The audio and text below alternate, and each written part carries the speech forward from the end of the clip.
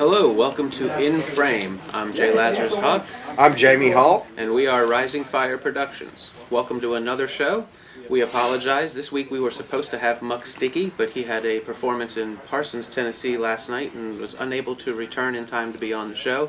So hopefully in the next coming weeks we'll be able to have Muck on the show. With us today we do have a local actor that I personally have worked with on several different occasions, Alex Seaton. Welcome to the show, Alex. Thank you very much. Tell a little bit about yourself and how you came to be here. Well, I guess it all came to be where it kind of all happened by accident, to be honest. I mean, I never really went into this acting thing, kind of purposely. It all kind of happened by accident. I kind of, went to this agent in town, had this shitty headshot. I mean, it was just grainy, it was terrible, just horrible headshot, and I was like, I didn't even know what I was doing. I was new and everything like that, so I sent it in. And I sent it in twice, and I finally got a call back from the agent.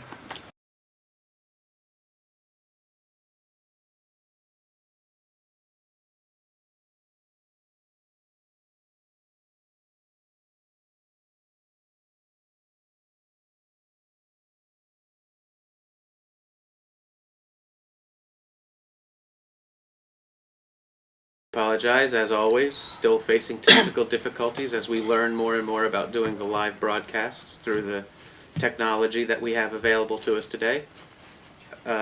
Alex, I'm sorry about that, but why don't you go ahead and pick up where you were? And like I said, I sent in this terrible headshot, and I got a call back from this agent, and I was terribly nervous, as you get with these things. So I sent in this headshot, I went in, I did this monologue, and I'll never forget it. She stopped me halfway through the monologue. I'm like, oh crap, I screwed up, And I sat down, and I'll never forget it. She sat me down, and she looked at me, and she said, that was great, but, I don't think that this is for you. I don't think you're going to make it. I don't think you're marketable. And she sent me on my way. But she gave me this number, and it was, one of the acting classes in town. And went to that acting class, and that's where I met you, and, you started me off on the journey that I went, and it's been quite the journey, that's for sure. It's been very rewarding and very difficult and everything like that. But it's, I'm glad I can be able to say I work with you and my acting coach. So that's kind of how it all began. excellent. Okay, now I remember in the early days you had a lot of different goals that you were setting for yourself, and it took us a little while to work through what your real direction was going to be. Since that time, you have signed with an agency. I know that you've been on several auditions, and of course you worked with me on The Bag. And my understanding is that you're about to work with Jamie on Afterlife, correct? Yeah, me and Alex, actually, believe it or not, I had talked to Alex to play the David Wells character in Cold Blooded, and I believe you had got. You can come on through. You're not gonna mess anything. We're in a up. live environment. Find the John Carpenter in the other room. Matt, John Carpenter. Where is it? I had talked to Alex about playing the lead role that Bateman Underwood has taken, and we talked about it for quite a few months about it. Yeah, I remember you came to me about it, and at that time, me and Laz were still working on his. We were doing our private classes and stuff like that. I believe that y'all even took some of the experts from from Cold Blooded. Blooded Took the script and we worked it. We were doing a lot of work with it. We were doing the scene where he sat in the chair, and we were doing that scene. And I don't recall about what had happened, but I do know that you had left town for a little while and was busy doing some things, abroad, so you weren't able to take the role. Right. Well, what happened was, I guess at that time when I was in that class, I didn't realize that, the coach that I was with, I guess you could say I wasn't given much direction, so I wasn't sure where I wanted to go. And Laz can point to this, we went 1,000 different directions before we finally put a pinpoint decision on what we needed to do. And I didn't want to be, I guess at that time, I didn't realize my potential, and I didn't want to be typecasted as playing the dark roles, the dark, type of roles or characters. So I didn't take it because of that. But I really liked the script, and I really wanted to do it. Right. But I really enjoyed it, and I now see, now that I got more experience and with different work and things like that, I can definitely work into it and put those things and know that I'm not going to get typecasted because now. And that's a shame because a lot of people say that if you play a darker character that's all that you're ever going to be able to do. Yeah, oh yeah. Is play a darker character. Especially in Hollywood. You're right, and I totally disagree with that.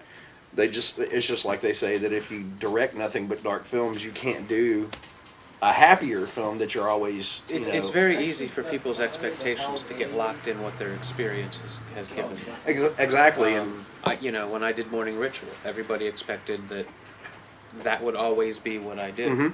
And that's actually one of the reasons I took on doing The Bag, is because I wanted people to see that I could make other material.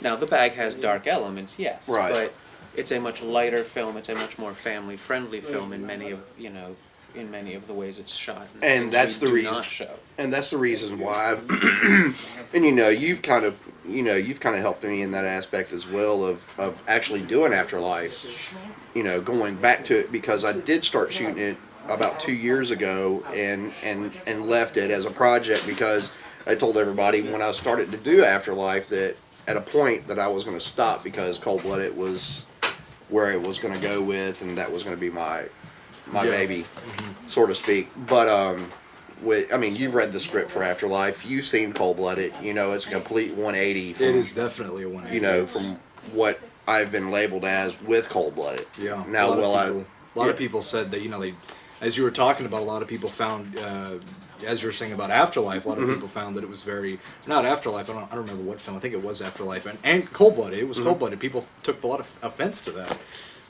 Some people took offense. I put stuff in there that offended people. I didn't put it in there to make them happy. Yeah.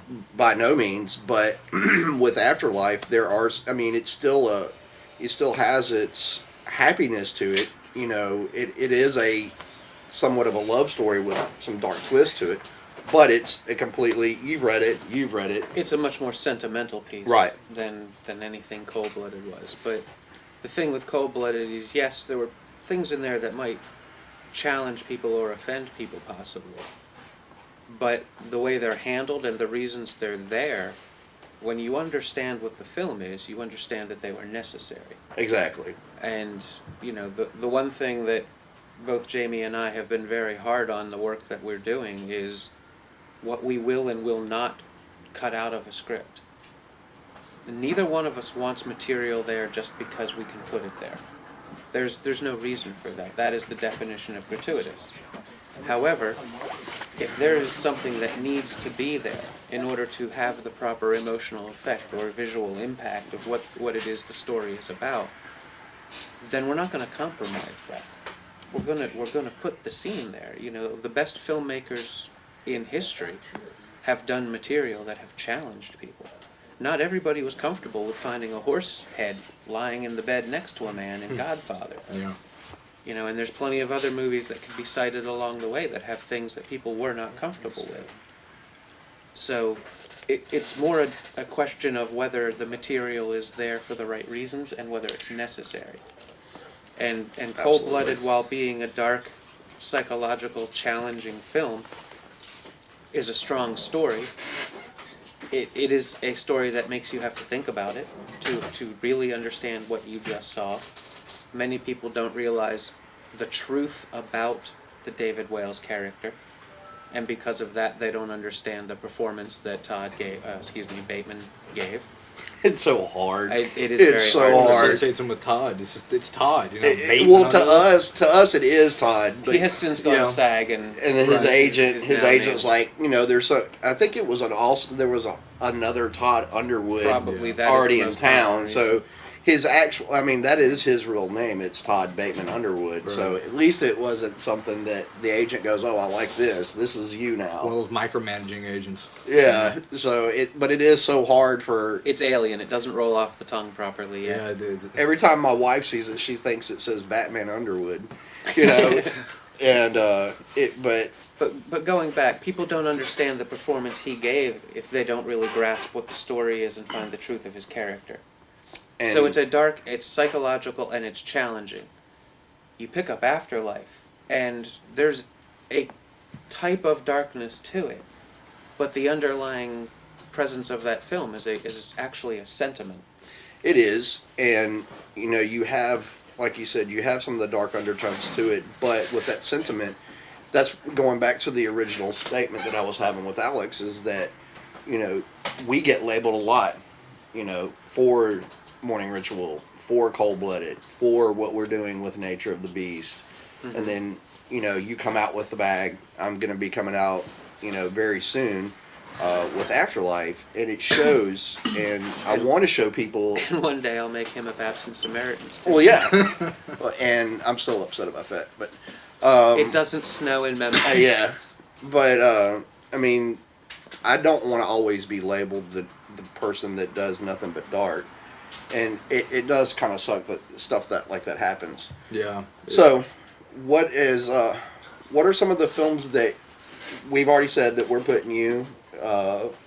It's official that we're putting you, Audrey Tettizelli, Nick McLean, and Antoine Dandridge in the film. We have a few more roles that I'm going to be looking at some other folks. What are some of the kind of films that you are really wanting to do? As an actor, is there a specific genre that you're wanting to try that you haven't tried yet? Well, that I haven't tried yet. Can I interrupt a moment? Yeah. And actually, before you answer that, I want to go back to last Monday night when you were at our class. Yeah. And you were given the role that 90% of the people would expect you'd play. In a I scene. know where you're going with it. Yeah. And about halfway through the evening, my brilliant partner decided, let's switch that up. And he gave you the character that was weak. Yeah. And that had to succumb to the stronger personality of the other character. And your performance, the quality of your performance, the believability in your performance doubled. Yeah. And as you answer his question about what it is you want to do, I would like you to consider the sensation and the feeling that happened in you when you played that type of character, because that's not a type of character you had actually said you would want to play in previous discussions we've had in one-on-one classes. Right. And it was very interesting to see you play that, because I saw the same elements I saw in you when you did your performance of the wrestler scene at the Indie Acting Studio, and Lisa Lax came out of her chair. Yeah, she offered me a contract from And I want you to be aware that people expect one thing from you, and when you're giving them that other thing, That's what really blows them away. you're getting them out of their chair. Yeah, and like you said, the wrestler scene, that was, especially with people, they associated me with playing, like you said, a certain character, and when I did that, everyone was just like, whoa, we weren't expecting that one. Exactly. And, I mean, we worked on it, like, I don't know, maybe a week and a half or so. Something like that. I just, Candace and I, we just went in the back room, did it a couple times, and then we went up on stage, and it was like, that was it. And we had gotten to the point, you have taught me so much that it wasn't, all the stuff just kind of came to me, and I didn't have to worry about, having to be worried that I wasn't going to pull it off, because, you taught me the things I needed to know to be able to not, stutter over the words and stutter over the acting, and simple things like that. With all that in mind, and with the effect that it had on the people who saw the performances, now answer the question, what roles is it you'd really like to take on and challenge yourself with? Well, there is, definitely, I know that seeing that reaction from people when they're not expecting it, it's many different benefits to that, as far as myself, and other people, to see me, that I have many different, what's the word I'm looking for? Facets, I would say. And dimensions. Gary Oldman, Christian Bale, Johnny Depp, all those people really inspire me, because they do everything so well, especially Heath Ledger. Jesus. Oh yeah. My gosh, he was good, But to answer your question, I want to do everything. I want to do what people don't expect me to do, because I want to, for myself, to do it differently, because I want to experience different roles and experience different things, but also because I'm capable of it, and I've been taught how to do it, and to not be, not to let people just see Alex Eaton is known for doing this, this, and this, but give them something completely different. And I want to be able to do that. So, Well, with that being said, and we've asked this question to a number of different actresses and actors in this town, and with us getting ready to, with us doing a lot of things for Nature of the Beast, we have ran into so many different roadblocks with this script. I mean, it has been pregnancies, car accidents, one thing or the other that is Impossible schedules. impossible schedules. But as professionals, we work around those schedules. But we've asked several different actors and actresses in this town.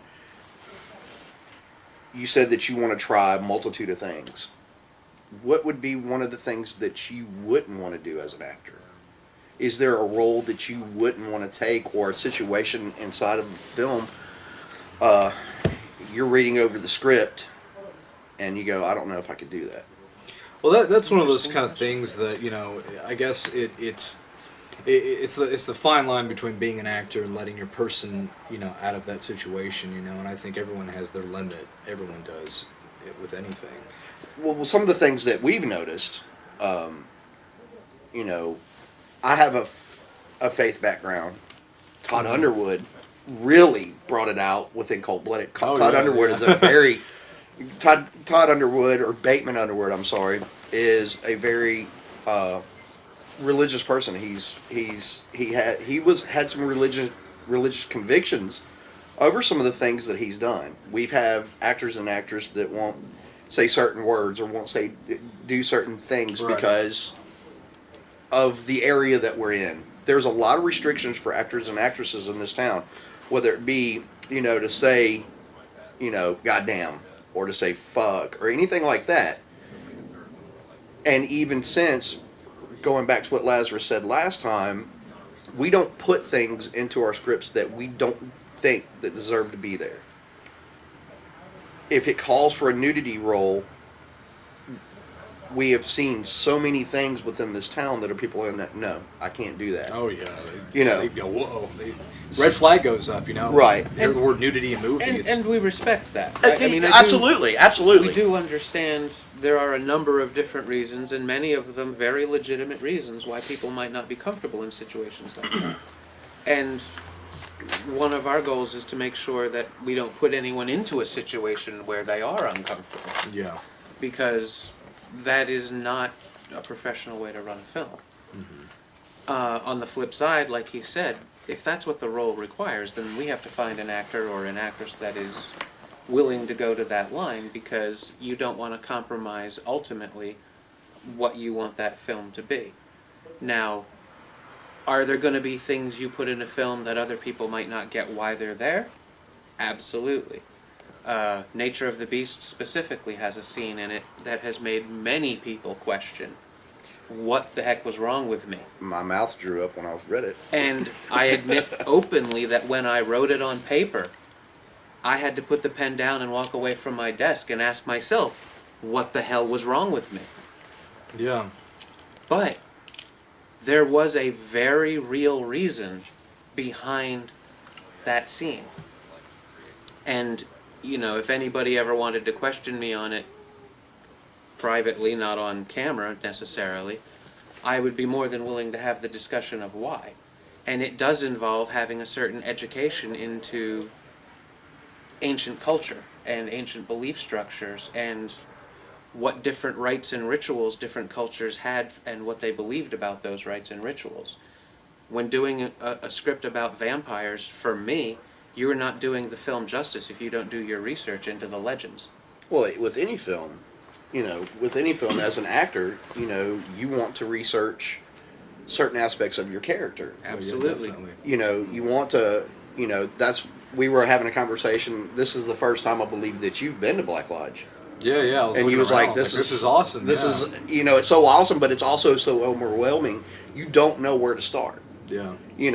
And I have said it before, Kent, our cinematographer, has done it, coming in here and getting with Matt over character studies. This is school. Yeah, This is the library right here. Yeah. We've come in and, Kent has here recently, Kent has been looking at doing something, and I've, for Nature of the Beast, have taking the actresses and the actors, and I say, look, if you don't understand what I'm saying, go see Matt.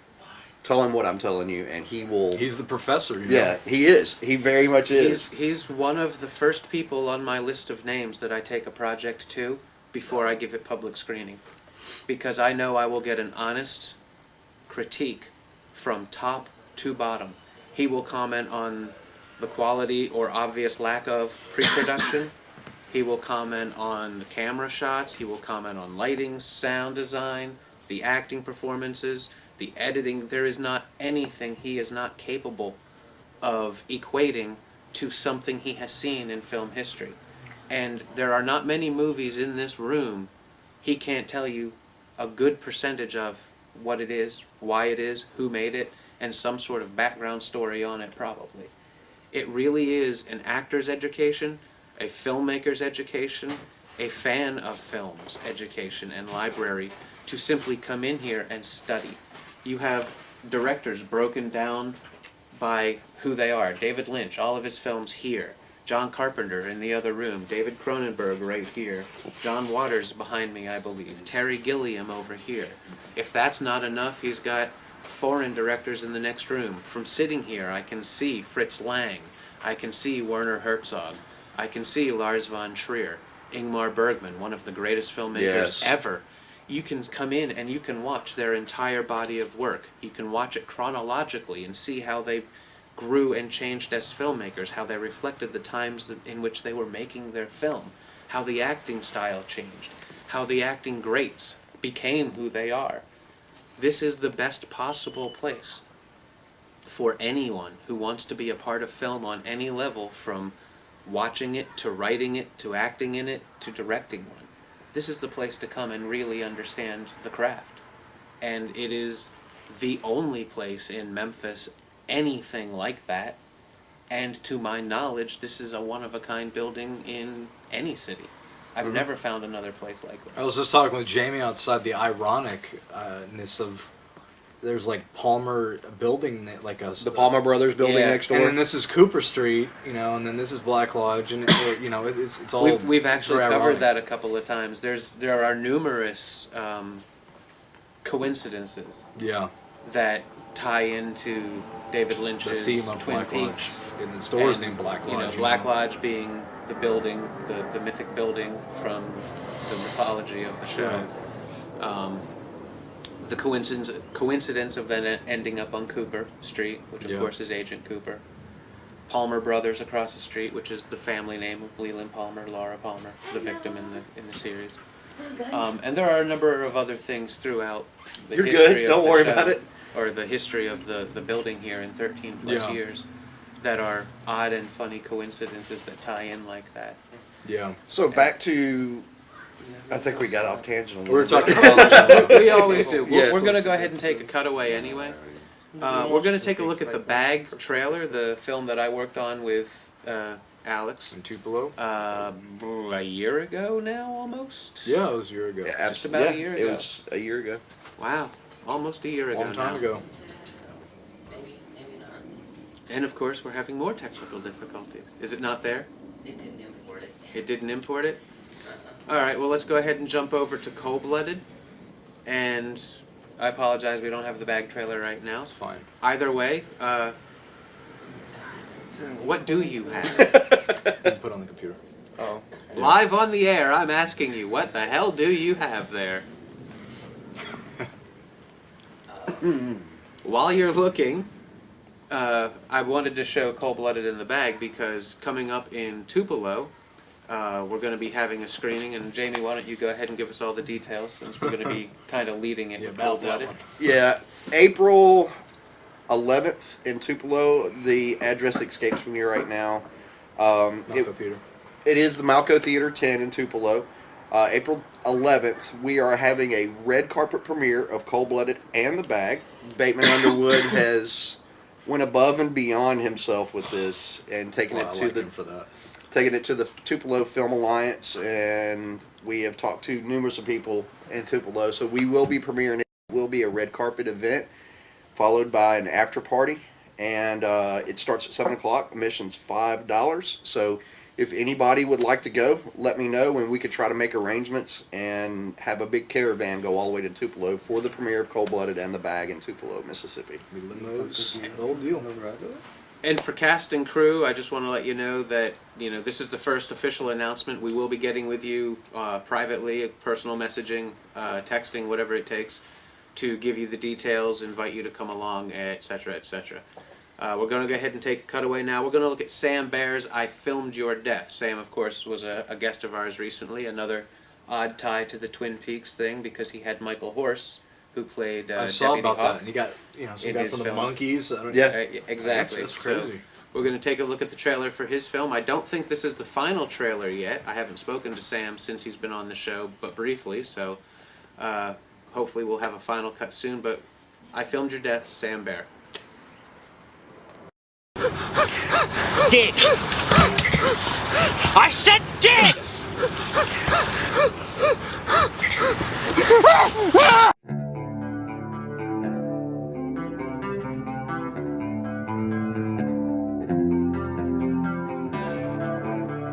The picturesque hamlet of Bolton, Connecticut. Your typical New England town.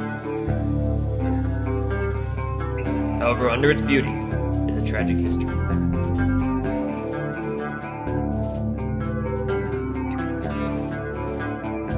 Meet young filmmaker Pierce Linda, born and raised. Perhaps you know Pierce's grandfather, the former trooper of the town, and a beloved public figure.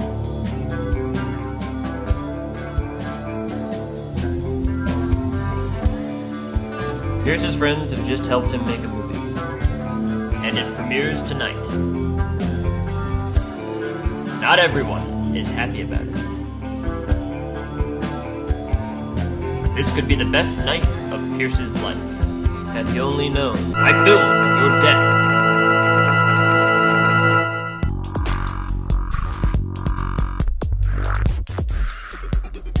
A portrait of today's youth. Always looking for an escape. Always looking for a distraction. Always, I filmed your death! Outside the public access channel, a popular television show personality makes a disturbing discovery when he finds that I filmed your death. Two intoxicated youths take it to the next level. But when the lights go off, I filmed your death.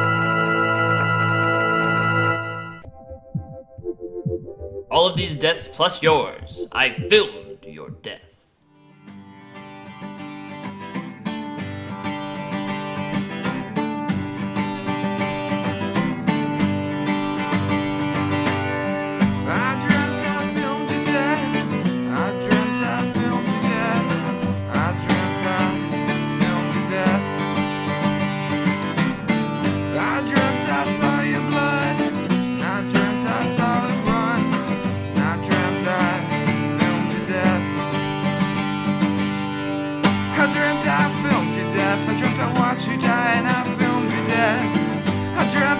I filmed your death. Not everyone wants to be in a movie.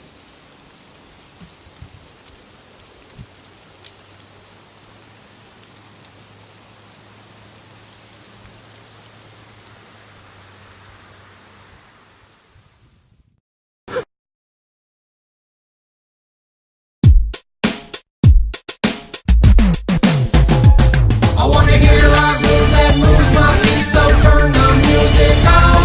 Let's turn it up all the way up and play it all night long.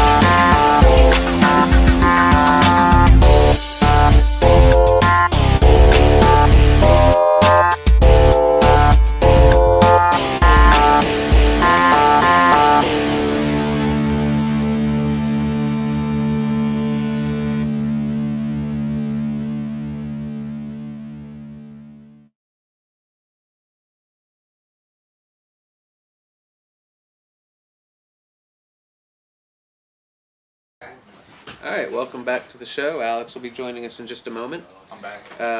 That was the I Filmed Your Death trailer. We followed that up with Muck Sticky's All Night Long, and we want people to be aware that Muck has a new album coming out soon called Snickle Fritz, I believe.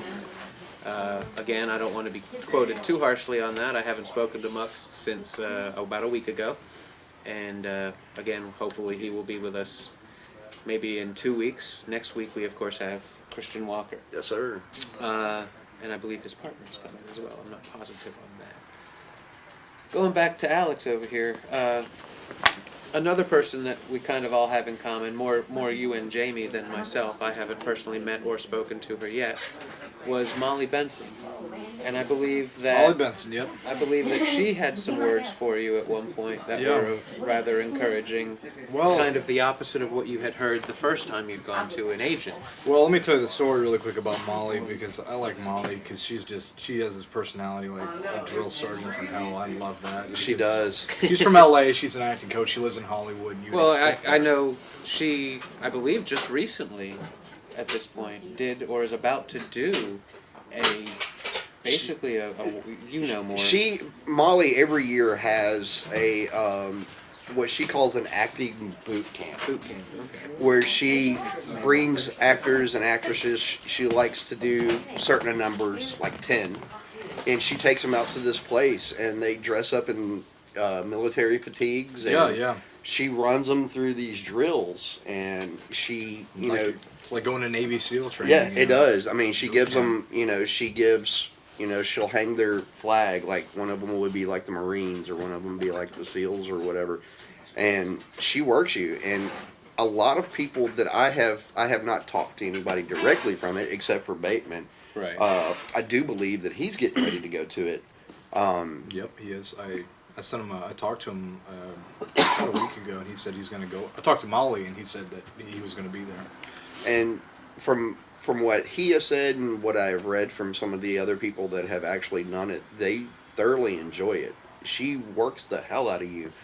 But with some of the things that she teaches people to rely on one another. And to talk to Molly Benson is you have to sit down and talk to Molly Benson. You can't be anywhere else. You cannot be doing anything else when you talk to her on the phone. Yeah, you have to be. When you talk to Molly Benson, you're talking to Molly Benson. Yeah. She's very. Going back to what you were saying about what we were talking about, what Molly Benson said to me. I remember when I went to indie acting, when she came, I was there, and she happened to walk in the door that night, and I'll never forget it, because you don't forget Molly Benson, what she has to say to you. No. She walked in, and I was sitting in about the third row or something like that, and they were doing this scene. It was like this, I don't remember exactly the scene, but it was a scene that there was a court scene. There was a serial killer and the judge, and it was one of those scenes. But I look over, and Molly was like in the corner of the room, and I was sitting there looking at the script, and she looks at me, she goes, points to me, she goes, I'm like, oh no, here we go, because, and then she's like, came over, it's like, I want you to do this scene. Anyway, I got up, it was a cold read, didn't read the script at all, got up on stage, and she kneels down to me, she says, I really think you can do this scene, you have, I want to see you do this scene. But with Molly Benson twist to it, Yeah. she's like, but if you fuck this up, literally, she said that to me, she's like, don't you fuck this up. I'm like, oh God, here we go. And I messed up one time, and she jumped up out of her seat. She's like, don't fuck this up. I'm like, oh my God, come on. She scared the shit out of me, because I'm like, if I really fuck this up, because she was playing psychological games with me. That's what she does. Because I think she studied psychology, and so she knows how to use that with actors. And it worked. It worked, And anyway, well, long story short, I did the scene, and she said, you did a good job. Here's my business card. And I contacted her, and we've talked ever since. With Molly Benson, if Molly Benson likes you, she will do anything in the world for you. Yeah. If she does not like you, she will be the first person to tell you that you are the biggest walking piece of turd in this world. Piece of shit got off the stage. Yeah, she is one of those people that are no hold barred. She will not hold back any kind of a word if your performance wasn't what she was wanting to see. Well, she's Daniel Mortine to the 10th power. it's LA. there's a reason for that. Mm-hmm. And, Oh, you yeah. know, I'm not going to say that it's right, I'm not going to say that it's wrong, it's just how it is. In the Hollywood scene, in LA, in that vicinity, they really are very brutal. Every single person in town has a SAG card.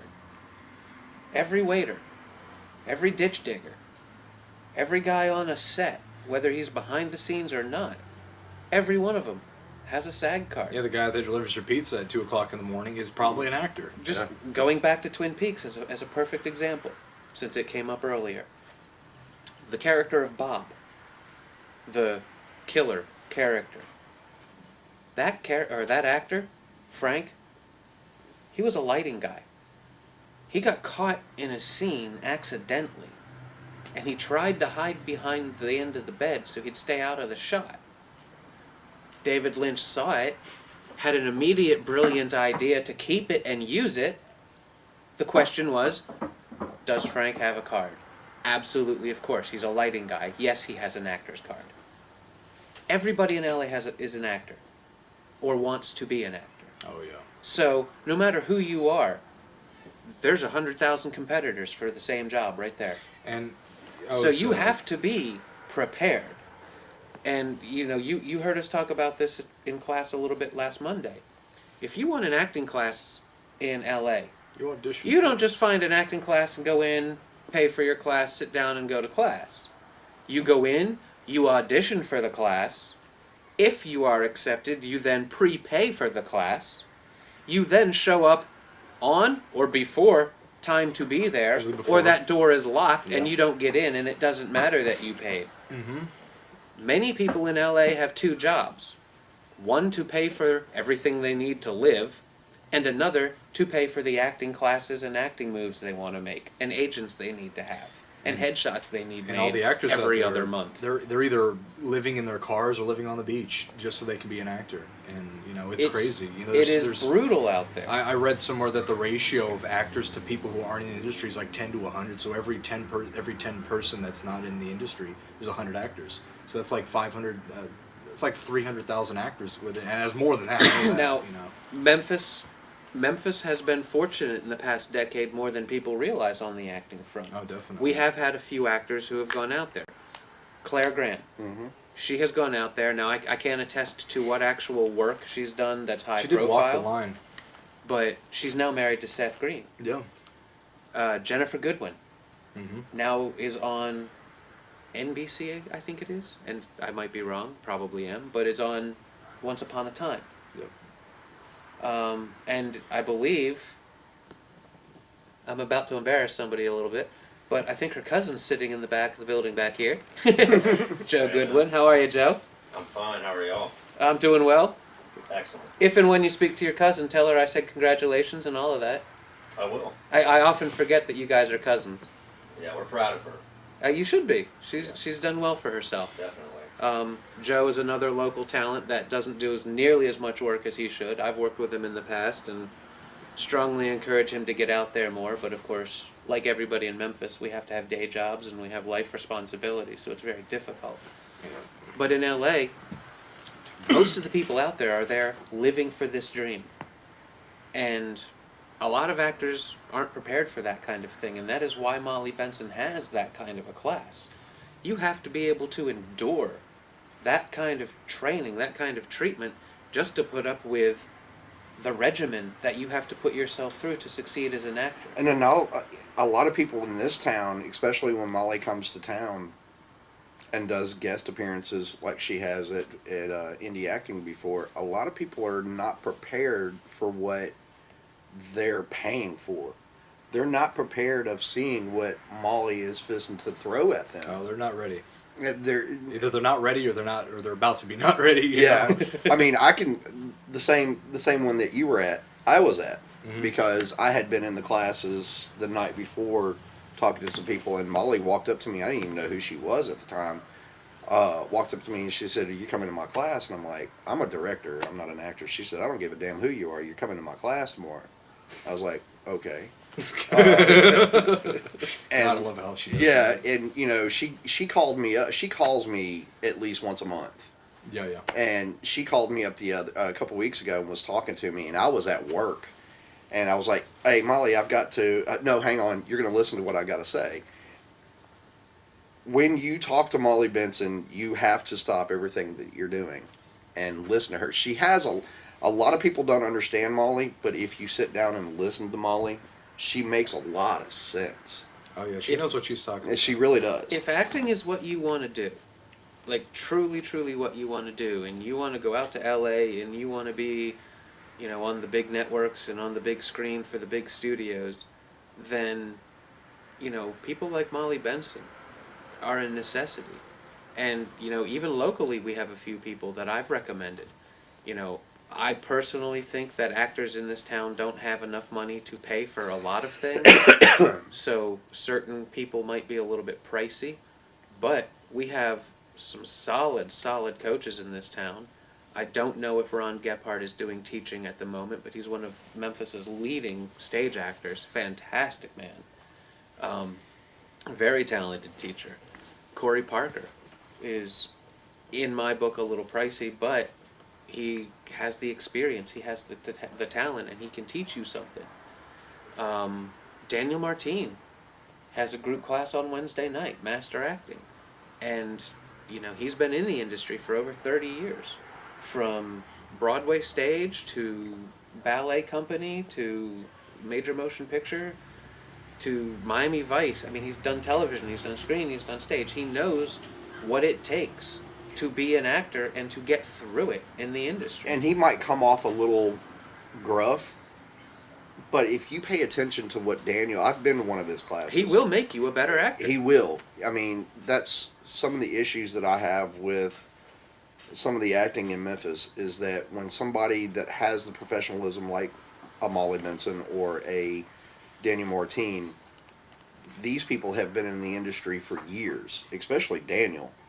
And I respect Daniel as an acting coach because he will lay it on the line and he will not sugarcoat anything for you. No, and that's he's what honest. you need. He's honest, and that is what, first and foremost, what a coach should be, is honest. Yeah, and as you said, honesty, you know, because you go into LA and you go to a casting room, and if you're a, I guess you could say a soft person, you'll get eaten alive because they don't give a shit. There are so many people in LA, they see them every single day. Yep. If you're not ready, you know, then you don't need to be here And, until you and get no ready. matter who you are, no matter how unique you think you are, there's at least 100 more of you out in the lobby. And even the people that are already stars, they're, you know, the celebrities, they're still competing because they never know. Because there's always going to be somebody coming up before them. They got to stay on Exactly. top of their game, you know. Now, and like I said, you know, Memphis has had its fortune. Claire Grant, Jennifer Goodwin. I didn't get to mention Patrick Cox, who left here. Justin Timberlake, you He's know, done all those some- people. Of course, well, Justin through a different industry, but Right. also, and of Dan course, went to, yeah. you know, Craig, of course, Craig Brewer. So we have the talent in the city. Is my overall point, is that there are people in this city with that talent. Yeah. It's very difficult to get the exposure in a town like Memphis, where the art community is, and it's not just Memphis, honestly, I think it's nationwide, if not worldwide, the arts community's suffrage. And that's always been the case. That's, you know, it's part of the nature of being in the arts is, you know, there's that starving artist thing exists for a reason. You know, it's always a struggle. I think that's where art comes from. Art is built out of having a struggle, understanding the struggle of being, you know, human nature is a constant struggle, a constant challenge and change that we have to adapt and endure. And, you know, as filmmakers, we try to capture that in story. As actors, we try to capture that in the characters we portray in those stories.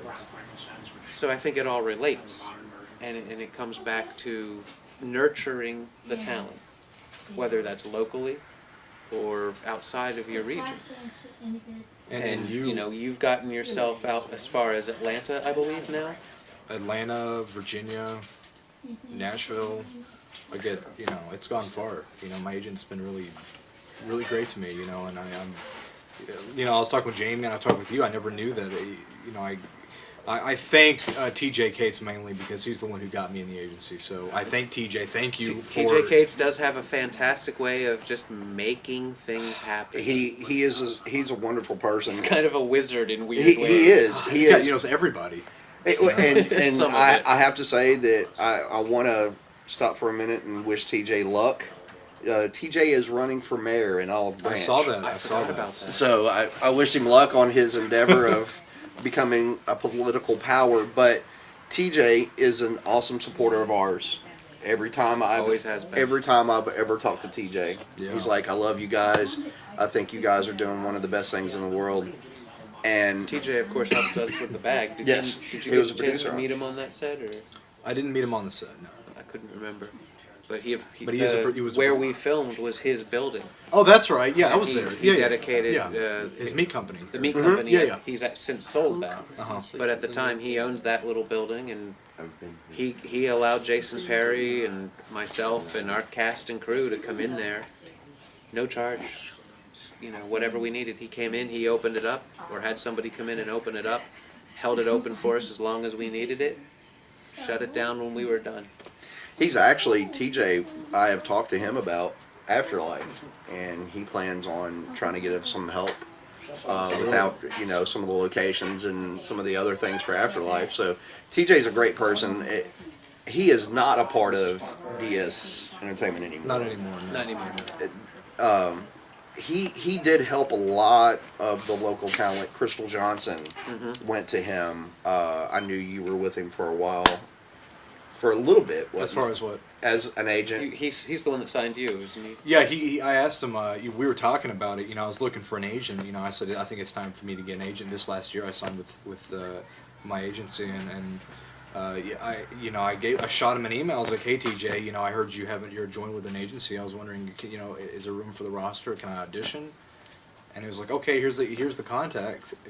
I'm like, I don't have to audition. Like, you're just gonna put me in, And I was really surprised by that. I was like, that's helpful. He's a very gracious person. He is. He is very gracious. Very. I wouldn't have been able to get the opportunities. Like I said, I said to you guys before, I got this a couple weeks ago. I got a casting notice for CB television series, and the director is Taylor Hackford, who directed The Devil's Advocate. If you didn't know who that is, I wouldn't be able to get those opportunities, and they're just the agency's going really far now. They're going to LA and they're promoting. And I just got an email, from my agent, and she said that they're getting more and more and more work, and I'm just getting more and more opportunities. So like I said again, TJ, thank you, because I wouldn't be able to get here without him. So, Excellent. Yeah, I do know that the industry as a whole, from the Hollywood level to, our level down dirt poor in the ditches, the whole industry is growing. Yeah. There are more and more filmmakers out there every single day because more and more people can afford to grab a camera. Many of them will not rise to the occasion, but out of that field there will always be those several that really grow and turn into something. Yeah. That have the dedication to do it. You have to have that dedication. And, ultimately, we've said this before as well, but if you're a guitar player, pick up your guitar. If you're a piano player, sit down at your piano. If you paint, grab your brush and your paints. If you're a filmmaker, you can't do anything without people. Every one of those other outlets you can do in your room by yourself. But as filmmakers, we have to rely on a team of people. We've discussed this before in the whole, the director getting credit. Yeah, maybe there's some credit we're deserved because we put up with the stress of wrangling it all, but ultimately we can't do anything without the people under us. I can write a script and I can plan on how I want it to be and I can find actors, etc., but I can't do anything without Kent behind the camera, or someone behind the camera. I can't do anything without an Alex Seaton, or an Audrey Tetzelli, or a Candice McGowan, or a Bateman Underwood, or someone in front of that camera giving me a performance. Can't do it. I can't make it worth a crap without someone like Greg Gray behind the scenes, lighting He's it fantastic, and giving isn't me he? sound. He makes Greg's good. It's great. It's very good. He's When we one did of the the best PSA, in- I was like, dude, that lighting looks freaking. I look good in that lighting, man. That's awesome. The point is that we are reliant upon the talent and, you know, the quote unquote the grunts in the trenches who are pulling the cable and hauling the wire and, you know, hanging up the cameras and doing everything that's needed to be done in order to get just a shot. As directors, we have to set aside our ego. We have to nurture the talent within our industry, within our available range, to make it stronger, to create a better community. Again, the purpose of this show, people like you. I have been telling you for a year and several months that you need to get out and you need to let other filmmakers, other than myself and Jamie, you need other filmmakers locally to know who you are, to see you, to even have the inkling that you might be someone they can put in a film and use in some character. And there are directors in this town, Arnold Edwards, Chad Allen Barton, Mike McCarthy. These are people, and I hope that Mike will continue to make films, but these are people who we definitely respect as filmmakers. Christian Walker and his partner, who may or may not be leaving the city, but there are people out there making good quality films that need reliable actors, that are willing to put in the dedication. And you are one of those people. And that is why even though, Go ahead. even though impromptu, Muck couldn't be with us, coincidence led you to be here. Yeah. I am really grateful that you sat down to do this because now, maybe Chad Allen Barton is watching. Maybe Eric Tate is watching. Sam Bear. Maybe Sam Bear is watching. Maybe one of them is planning their next short little project or their next big project. And they're thinking, who do I need or who do I have available? Yeah. Now they know Alex C. I've worked with you. I've enjoyed the process. Jamie has enough faith in you that he's about to work with you. We've put you in some of our little, our PSA, as you said, for the advertisement for the classes. Yep. Which will probably run here in a few minutes. But we've had the chance to work with you. You need the chance to work with other directors. You need the chance to work with other actors. The chemistry that you built with Tarek the other night in just one night of work. Yeah. Even you admitted you could feel differences in how you delivered. And that's something you need to learn. That's a part of your arsenal as an actor. And one thing that you said was you got to work with other actors. we went through so many private classes you couldn't teach me anything anymore. And then I outright told you stop wasting your money. Yeah. At this point, I'm stealing money from you if you continue to come to me solo. last Monday we did the scene and I went up to him like I need to start working with other actors. You have to. We have You to pause and appreciate the ice cream truck. Ice cream. Only in Midtown that would happen. Exactly. You have to work with other people. You can't get so stagnant where, and this is a lot of things that I see happening, not in just Memphis, but in other areas as well. Well, a lot of actors, I've learned what I need to learn. I've been to classes. I've done some films. I know how to act. Now they spend all of their time rehearsing with themselves, practicing with themselves. Now they're training themselves to be locked into choices. And when an actor who might be up on their A game comes at them and goes a little off script, but it works, they're completely unprepared and everything falls apart. It does. I see that a lot in the Happy Madison group.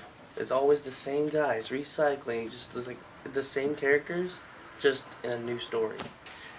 And it's A lot of comedy is like that's not a wrong. It's not a right or wrong thing. That's my opinion. It's not a right or wrong thing. But as a director, I've never worked with Alex Eaton.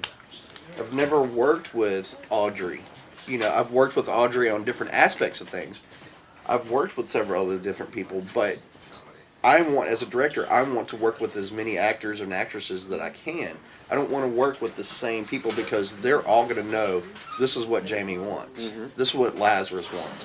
I want to be able to have an actor and actress that doesn't know. I was paying attention to some Facebook posts in the past week because I actually had a moment. I was actually able to write my daughters. I was actually able to read a couple things and pay attention to what's going on. In the past couple times just to make myself go on it. Exactly.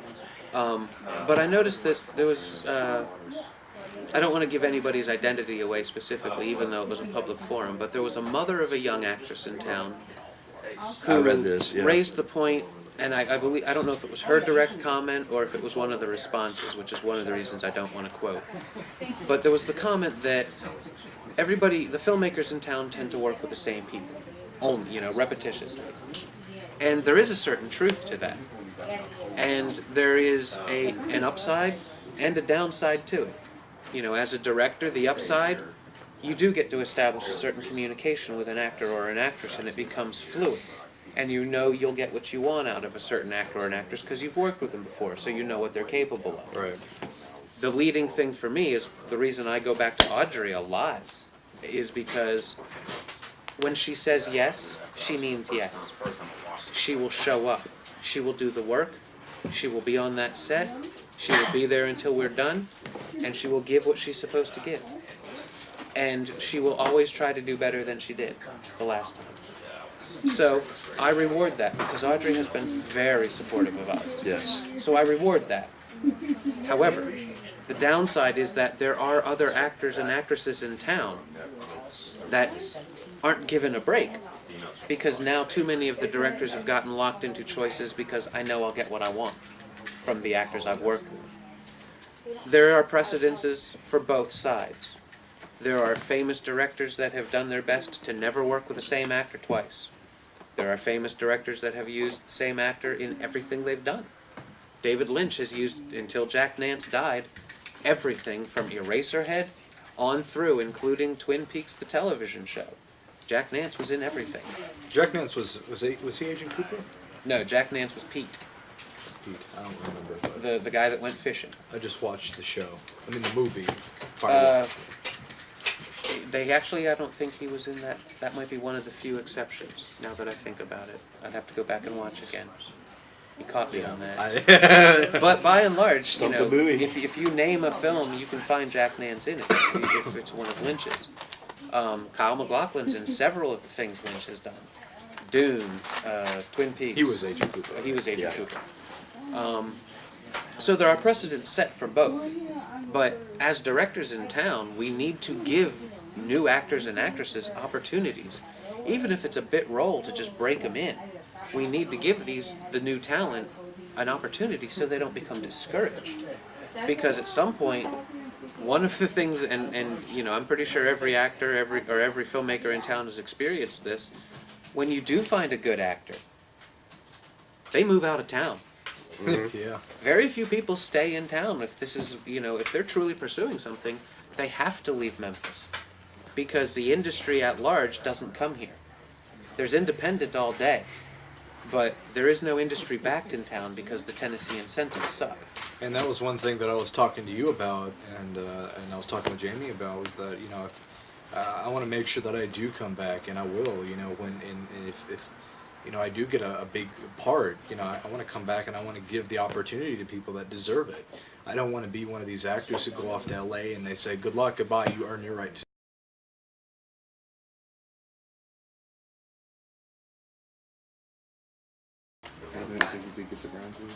We're back? All right, we apologize there. We have some minor technical difficulties. Again, I'm sure you have the same problem at home once in a while with your internet, your Wi-Fi, whatever it might be you're working from. And of course, technology being technology, the nature is that it's going to fail you at some point. Wireless access point. We lost it for a moment. We apologize. We are back. We're going to go ahead and take a cutaway. We're going to show the Bag trailer. This is, of course, the film that I worked with you on, as we said earlier. Written by Jason Perry. T.J. Cates, as we mentioned, helped us find several of the locations, I believe, put us into contact with a number of different people in order or put Jason in contact. Jason did most of the actual production work, and he did a fantastic job, as you experienced. Paid for out of his own pocket. Very pleased with the result. I'm very happy he's pleased with the result. As a filmmaker, I critique myself a lot. I always think, you're familiar with this. As an actor, you're probably familiar too. There's always that something we could have done different, something we could have done better, That's why I something don't that like didn't watching go my right. movies. But Because I'll criticize it. But you learn with every step, and Jason did a fantastic job, and it's the story he wanted it to be. It's kind of what he wanted it to be, and He did a we great look- job. We look forward to being able to work with him again on some other projects. I have been informed that he's purchased a new computer. He had a massive crash, lost everything. Several scripts that he had that are now history, I believe. Can I just say, external hard drive. Everybody Backup. out there that's watching, please, if you do anything, writing, film, photography. I had a conversation last night with a girl at Sinister. But Storage. yes, cloud storage. Buy an external hard drive. Come see me at Best Buy. I will find you one. I like those, the wireless terabyte network for the whole house. Those are amazing. You My gotta wife have has it. lost material. 180 a bucks number for a of 3 times. terabyte full house wireless network. Well, it's just the young lady that I was talking to last night. She's a photographer. I just met her. She sent me a message on Facebook going, please, anytime that you have anything that you want me to photograph on one of your sets, let me know. And she's like, I've never done the external hard drive thing. And I was like, you need to have probably 4 or 5 of them. I want to jump track completely. You mentioned the photographer and how she said anytime we have anything. I'm not going to outright speak for you, but I don't think you're going to disagree necessarily. Anybody out there with a camera that wants to do anything, if you're a photographer, if we have a set, please, you are welcome to come. Snap all the pictures you want. We will have a few criteria that we will explain on set. We prefer you don't give away actual scene content, but behind the scenes photos, all day. Take as many as you want. All day, All baby. we ask is send us copies. But please, And- all photographers welcome. And always. this is how the conversation started. You know, we posted some photos of the behind the scenes from the last part of the trailer shoot for Nature of the Beast. And she sent me a text message. She says, can I please just let me, you know, that's one of the biggest things. So I'm always inviting photographers out. We need. to We come are. out and take photos of all of us or anything. We are Rising Fire is a team of 3 people. We are fortunate that Jamie and I both have wives that are strong supporters of what we do and will do what they can to help us along the way. But ultimately, the 3 of us are doing everything. Oh my God. And every single thing we do is its own career, and we are doing far more than 5 of those things in a day. And it's very hectic. And to be able to have any Help. relief or help from that is a plus. And one of those things is because we are so focused on everything we're doing, we don't plan for behind the scenes work. Ideally, I would like to have not only photographers on But set, other camera people. but a videographer or 3 on set doing behind the scenes work, interviewing cast, interviewing crew, just giving us footage that it can always be included on the on a DVD as extra content, because who knows, maybe in something like that someone will find a gem of information or Us- inspiration to do something. Capturing a SWAT team invading one of our sets. And yeah, that, I would have loved to have had the arrival of SWAT That on would've been great on promo and, material, you know, what a great way to promote what we were doing. Yeah. And, you know, once we have that material, it becomes part of our project. When we have a completed project, we'll run a circuit of whether it's festivals or screenings or whatever else we want to do. But ultimately, there is a shelf right through the doorway I'm looking through that is labeled local film. And it is virtually the same size that it has been for 13 years. And I'm going to beat this dead horse every single week and bring it up, because it is shameful that in this city full of filmmakers, that Matt Martin at Black Lodge has maybe 20 discs over there. I'm going to buy some wood so he can build a higher shelf, because And- people are going to get and tired of there us you talking go. about it. Buy the wood and challenge filmmakers to bring their product to this room. It doesn't matter if it's good, it doesn't matter if it's bad. It matters that it's local and that you did it. You did not make a film to put it on your own bookshelf. Well, I mean, even Bring it our, in. even in our intro, we go directly to the. That's the local shelf. You Everybody see us sees full what of. the local shelf is. It's This big. 2 shelves. It's this big. Yeah, it Never is. even noticed that ever. Most people don't, because Yeah. it isn't big. And we've gone on about Black Lodge numerous times and said how important it is, and how much of an opportunity it is for an actor or an actress or a filmmaker or a cinematographer or a lighting person, anybody on any level of the industry. This is a warehouse of knowledge and experience to learn from until you get to the local section. And you get to see what maybe 5 different filmmakers in town have done over the last decade plus. I can't wait to put. It's an honor for me. Matt has already asked me to put Cold Blooded on the shelf. That's an honor for me as a filmmaker. My plan is, again, we were supposed to have the Fire at the Lodge event on the anniversary of my making my first film, Morning Ritual. And, you know, job requirements and things aside, we were unable to actually have the event. But at some point soon, we're going to have a little party, just, you know, Rise and Fire will throw a party. And we are going to bring every film I've made in here and put it on that shelf because I need to practice what I preach. The only reason they're not there right now is because of how many things we have going on. We just haven't had the time to sit down and actually build and make all of the discs and make all of the packaging and all of that. But we're going to put a fully packaged product for the films that I've made on these shelves because they need to be there. And there's some cool movies over there too. I was just in here about 10 minutes before, we got set up, and I was looking over there, and I didn't even realize they were local movies because they looked really professional in my opinion. I was sitting there looking at them. I'm like, wait a minute, I remember this from the intro. Like those are locals. Mm-hmm. Yeah, Those are our local there are films. several Mike McCarthy films over there. There's 1 or 2 of Craig Brewer's films over there. I think Poor and Hungry is over there again. I know at one point the VHS copy had been stolen, and as of yet the DVD copies aren't available, but they will be coming here as soon as they are available. I know that. As of yet, it does not look like Craig has been able to bring in the Indie Origins. He may be. I mean, he plans on bringing in a large number of those.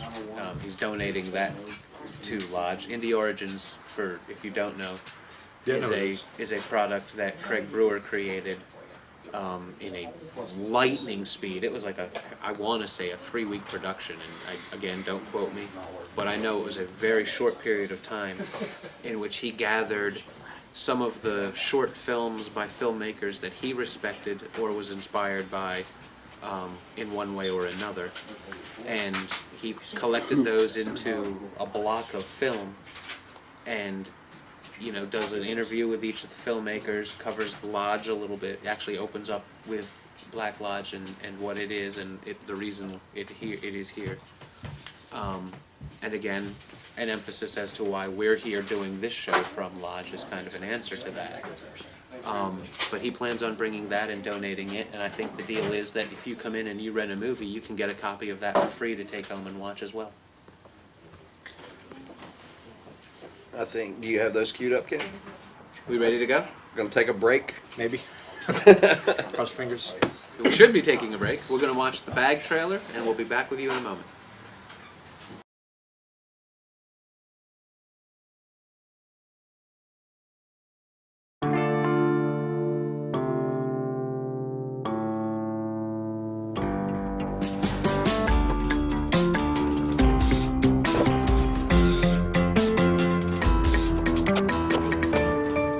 We should go out on a date sometime.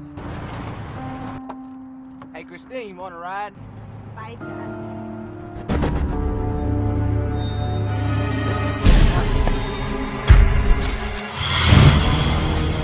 What's in your bag?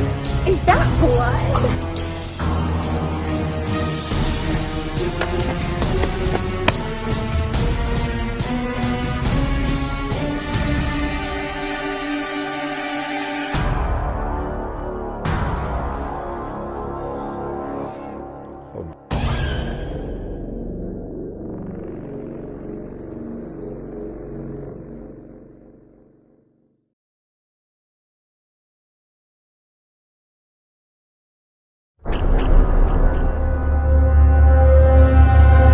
Rise and shine!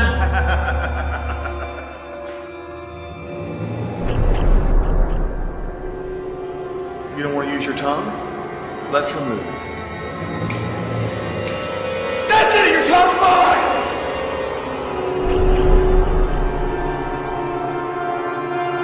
Wakey, wakey, Michelle. That's right, Gary. Your buddy's here with you too. I can prove my point to you both. Ever seen someone's eyes when they're wide from fear, from pain?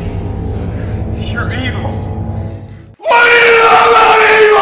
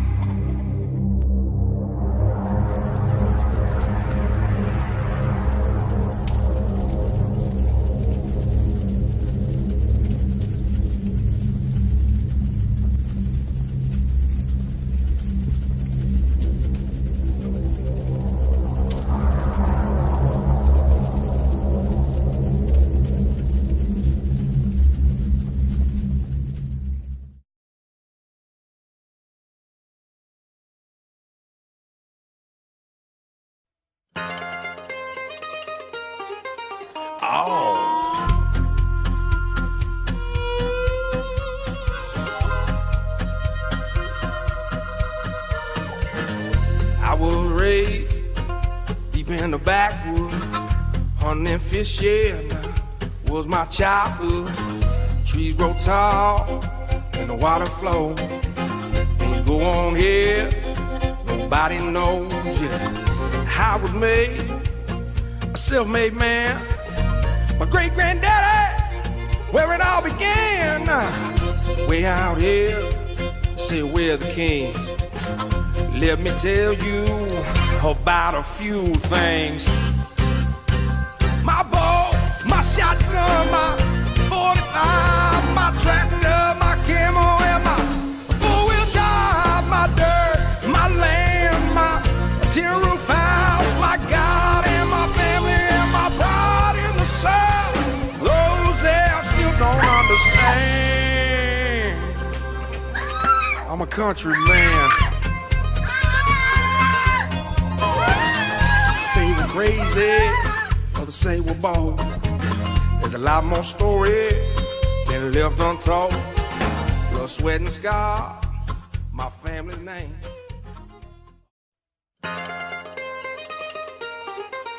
Oh.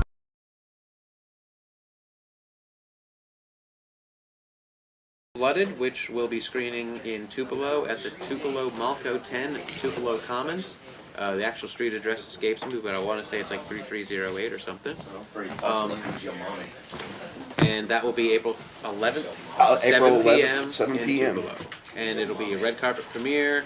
As you said earlier, Mr. Underwood has gone well above and beyond the call and has created a huge event, and all cast and crew, of course, will be invited to attend and join us.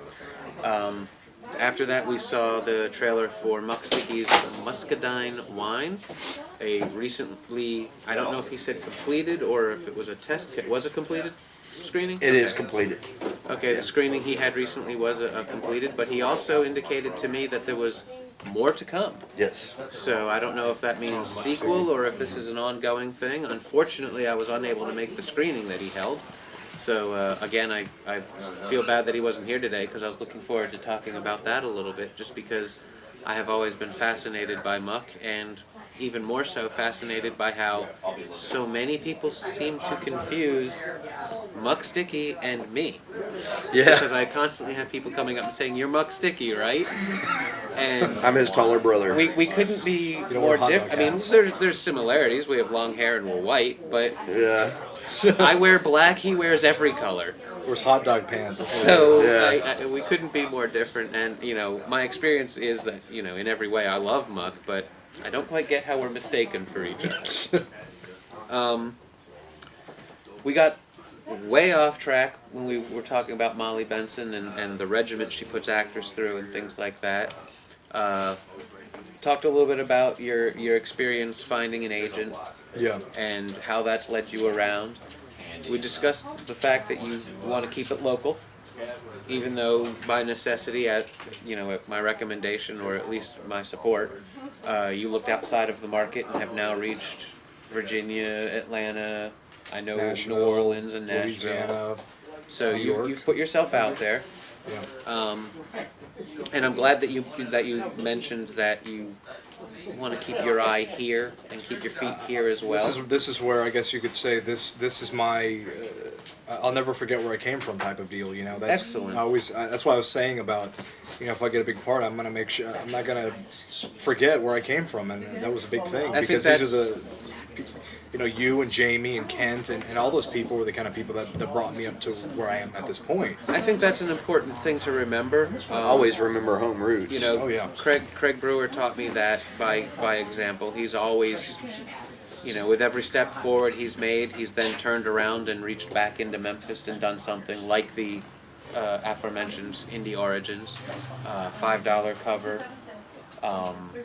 Just, you know, see, now he's started a new record label and has just released Jason Freeman's Hex and Hell, which, if you have not yet heard it, please look it up, find it. It's Jason Freeman. Hex and Hell is the name of the album. It is a fantastic blues album. Unfortunately, I'm completely unprepared and forget the Twitter and hashtags and all the modern tech things that we're supposed to know now to compete in the social media world that is the internet and promote properly. But I'm sure you can find it under his name and the album name. And please, trust me, look it up, find it, and you will be very pleased that you did if you like the blues at all. Jason Freeman is a genius blues musician. And there are, of course, the 3 music videos that were done in support of the album, 3 so far. The Alan Spearman video, which is brilliant, one of the best music videos I've ever seen. Yes. Magic in My Home, thank you. The Mike McCarthy, Do the Rump, and the Chris Reyes, Hex and Hell title track from the album, all of which are fantastic videos made by local filmmakers. The reason I bring it back to the comment of keeping it local is that as local filmmakers, Jamie and I, we want access to not only the new actors that we hope will continue to grow and flourish and, you know, possibly come to our class or some of the other classes out there and start to meet other actors and build the chemistry and learn what it takes. We want those, but we want the ones we know. We want the people that, you know, we don't want to lose Todd Bateman Underwood. We don't want to lose a Candace McGowan. We don't want to lose an Alex Seaton. We don't want to lose an Audrey Tetzelli. I want to see these people succeed and move on. I want to see them do bigger work. I want to see them surpass the work I'm capable of producing. But I don't want them to forget where they came from. And in because addition they will always be special to me and they will always be family to us. So it's very important to us. And we, of course, have a lot of things coming in the future. Right now, Jamie is working on the promotional trailer for Nature of the Beast, as we've been discussing and promoting all over the place. Love the stills, by the way. Thank you. I have to give it up to Spencer and Darrington. I mean, you know, Spencer came over to the house, and for you that don't know who Spencer is, Spencer was the editor for Cold Blooded. And one of the camera And one of my camera operators for Cold Blooded. He sat back and took, I think, 1,000 photos that day.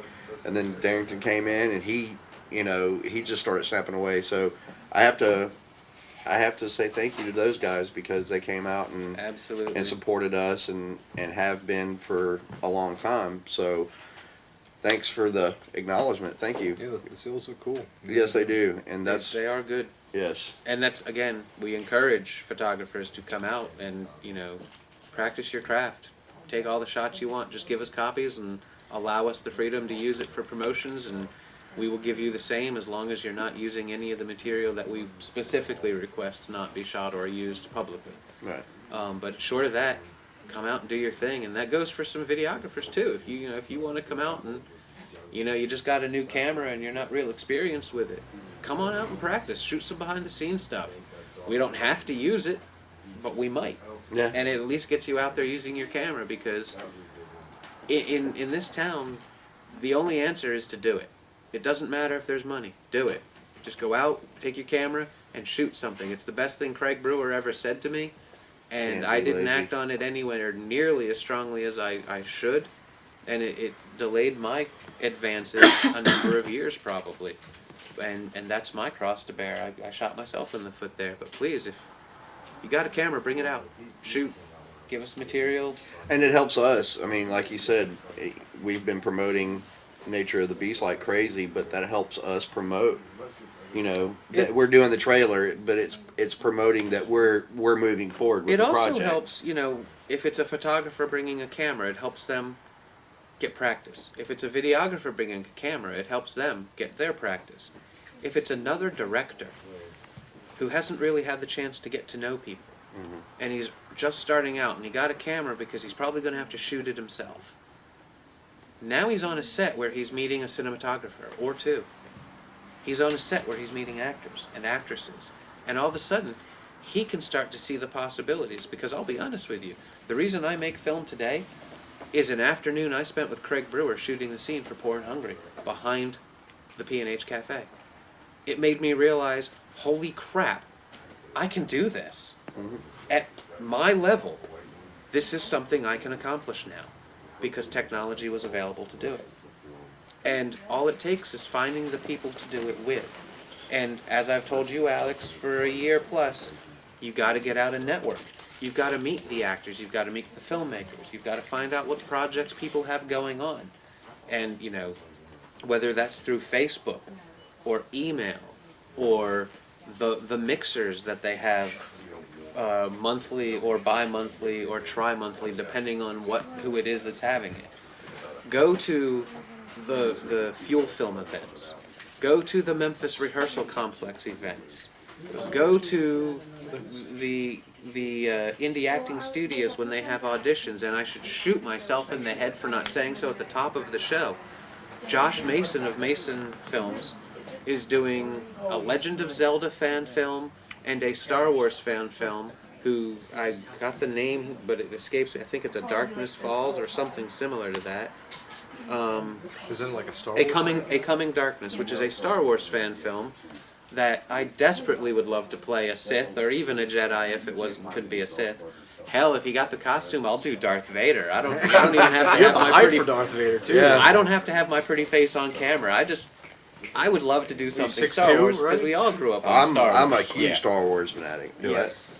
I was saying he's like Yeah. 6'2". He'd be perfect for that. Yeah. So, Josh, I know you're doing auditions, but if Forrest's sitting in there watching on the computer and he hasn't told you, I'd love to be a Sith for you. I've got time. Just contact me and let me know. I apologize I can't make the auditions. Any other actors and actresses out there right now, I believe until 5 p.m., maybe 6 p.m., I think it's 5 p.m. though, at the Indie Acting Studios, just off of the 40 entrance near Sycamore View over by the college. Executive Drive? Yeah. Josh Mason is holding auditions for both of his projects, I believe. So go give him a performance and get yourself on screen. And if you are listening, Forrest, if we got anything Anything wrong, send either one of us a text message. That way we can correct it. Watch, I'll send a text message right now. he has done so before. Yeah, he has you know, done. I mean, I think we messed up on the address once before. We have. We probably both got twice. text messages. But Yeah. but please, if you know, experienced actor, young actor, never acted before, go out and give it a shot. The worst thing that can happen is no, and as an actor, you're going to hear a lot of that. Oh yeah. The two biggest rules as an actor: you will wait, and you will get rejected. Used to that shit. You've got to get used to it. You have to not take it personally. You'll get destroyed if you. But bringing it back to the point, there are a number of things happening locally right now. I don't know specifically who has an active project coming up. I'm waiting for people to send me information, other filmmakers to send links to stuff they might be doing. There's an in-frame page on Facebook that we encourage people to like. And if you've got an actor's reel, director's reel, a trailer, a music video, throw the link on the page so that people can find it. At some point, we might get time to go back and look at some of those links, and we'll actually show them through the course of the show. But please, we want to use this all to promote everything. And it's not all about us. Having said that, right now, we are the only people I know for sure that are doing something actively as we go forward. First of which was the Nature of the Beast trailer. That will be then used to raise money to do the actual feature film. The feature film will be a completely new animal unto itself. For those that have seen the script, read pieces of the script, let me tell you, I spent the front half of last week going through that script, blue lining the material that's getting kept, red lining the material that's getting dumped, and leaving black the stuff that will have to change as everything else changes, and there was very little blue in that script. There was probably 45 to 65% of that script that's red. And we have talked about that several times. I mean, there was some controversy around this script. There still is controversy and there will around the continue script. to be. The script will change, but it will still be the story we're telling.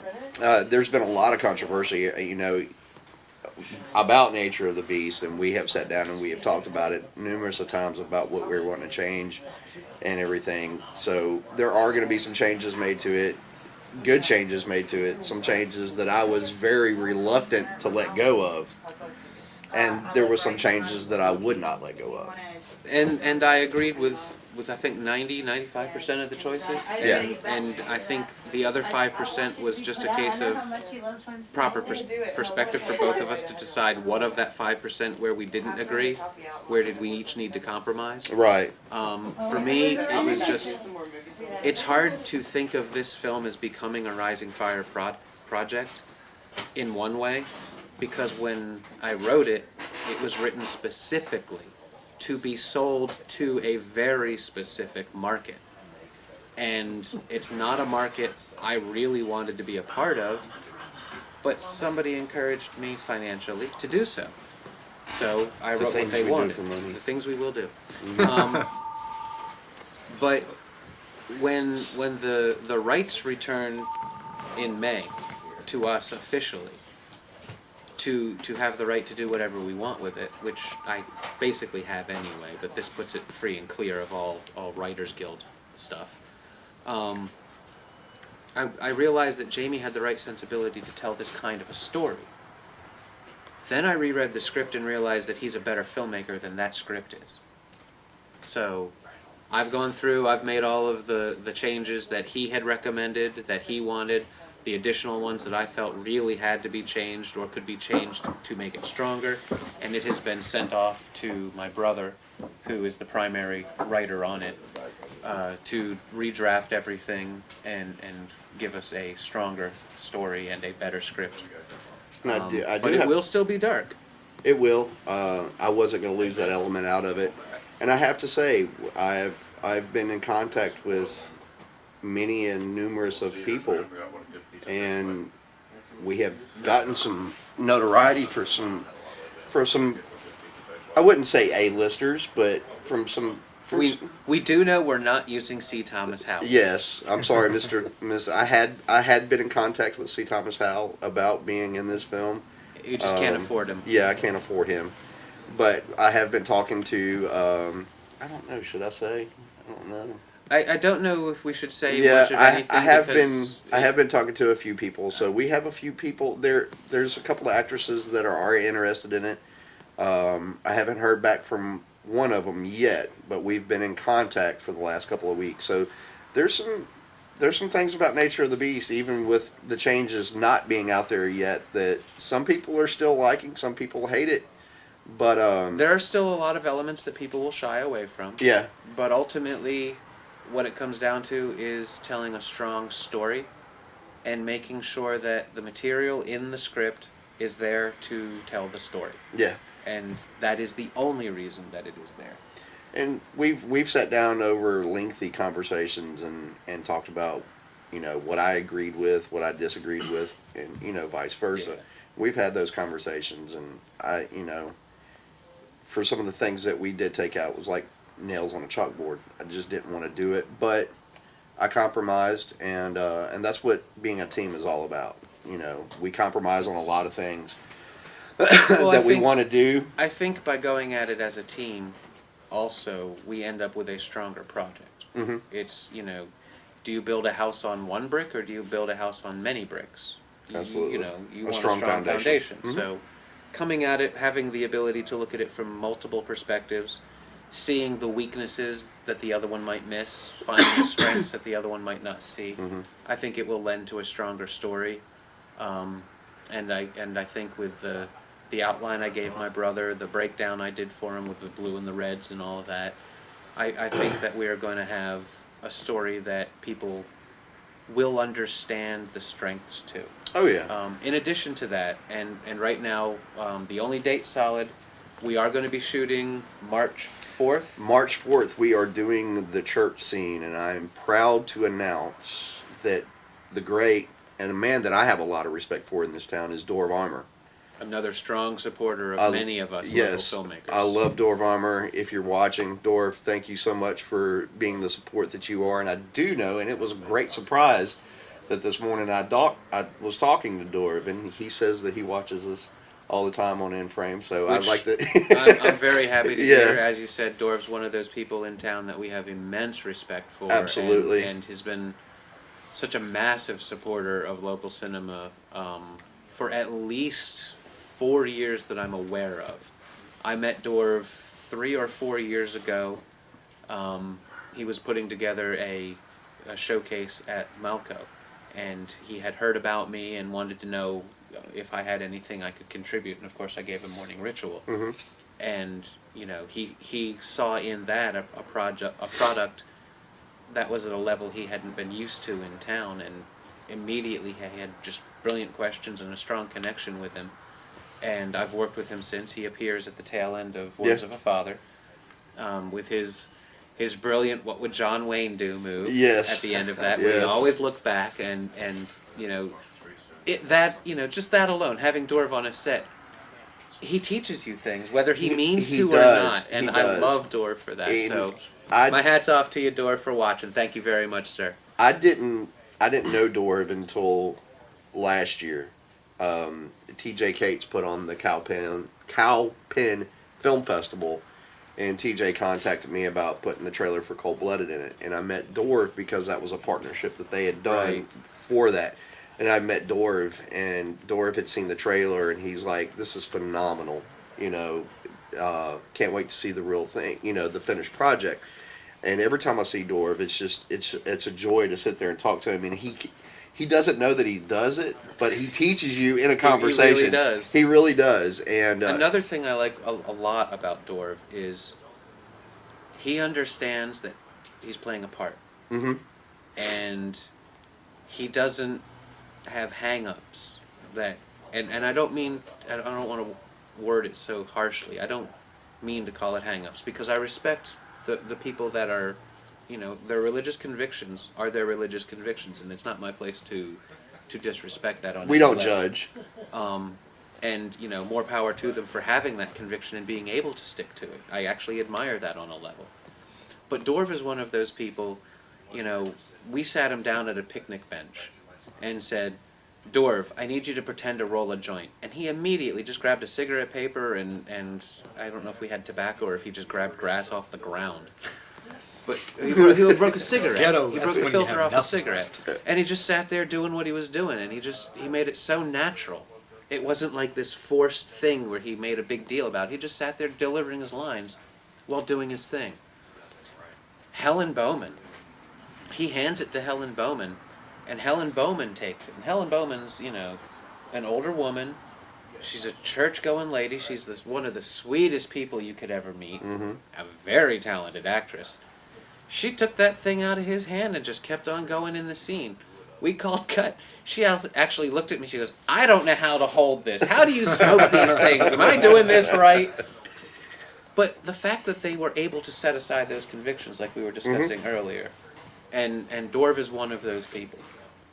And we're, you know, I don't want to cut short or get too far off track either. But other things we are working on that are going to be coming up, and I encourage the photographers, the videographers, actors, actresses, anybody that wants to do any part of this industry to come to our things and observe.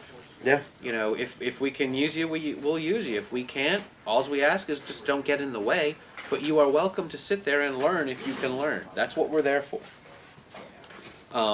Afterlife. We don't have dates for these yet. March 4th. Well, before we go into that, I wanted to say that I am proud that Dorv is going to be in this next scene for Nature of the Beast. When I read the script for Nature of the Beast and I read about Ravana's father, which is a minister as well, right. The first two people that came to my mind was John Steele and Dorv Armour. John is currently working on a project with TJ, and when I talked to Dorv about it a couple months ago, he was very accepting of it, was gracious to do it. So I have to say thank you again, Dorv, for being a part of this, because I've always looked forward to, since I've met him, I was like, man, I've got to find something for him to be in. Yeah. So we will be doing that on the 4th, and can't wait for him and Rachel to get together. Okay. And for that scene, Jamie will need just a handful, 4 or 5, maybe 6 I would extras. say probably 10 Okay. at the most. I guess the church is bigger than I think. Isn't Yeah, it? that's why I was glad I went and looked at it the other day. But I was thinking about 10 people. Okay, and we would want probably late 30s to even up into the 60s. It's not church service time, but it's people who just come. It's a prayer time. Personal prayer time where people come into the church for some personal time. Would be the look, the attire, Yeah. and all of that. So Casual. March 4th at the Holy Trinity Community Church on Highland Avenue. March 4th at 7 p.m. We're saying 7:30. 7:30 because p.m. I do know, we talked to the pastor the other day, there is going to be choir practice.